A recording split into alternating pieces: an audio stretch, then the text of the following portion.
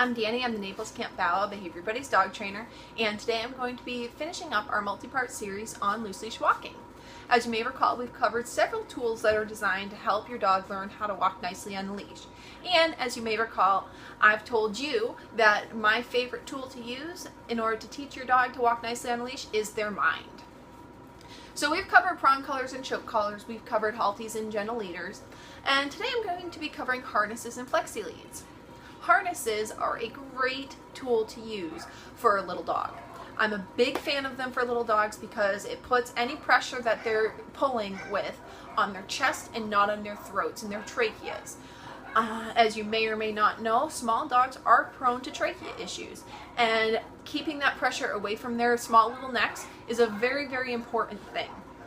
So no matter what, I always recommend using a harness on a small dog.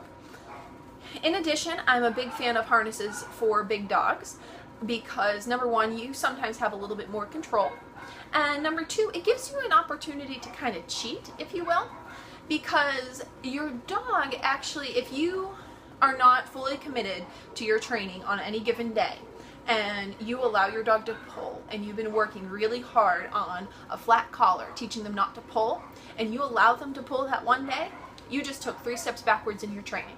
However, if you clip that dog to a harness and allow them to pull, it's much different. You won't take steps backwards in your training, and you have that ability to kind of check out, if you will. So I'm a big fan of harnesses in general. Again, I'm not a big fan of using them as your only option.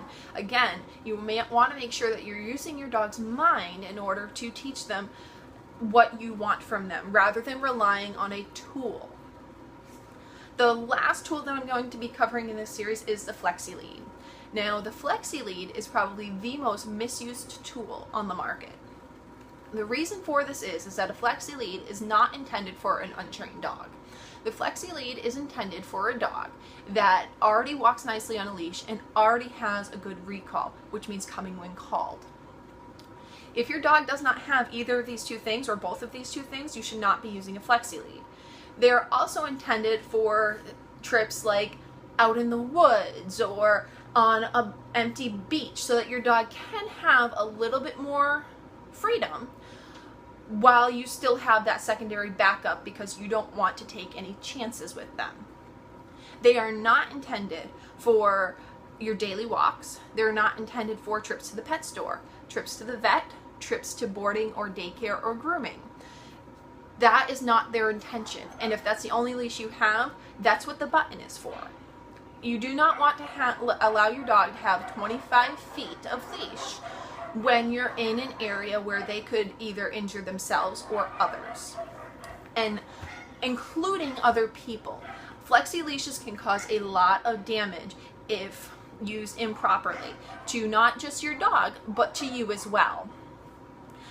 That's all I've got for today. I thank you for listening, and let me know what you would like me to cover next month in our Dani's Dog Tip videos.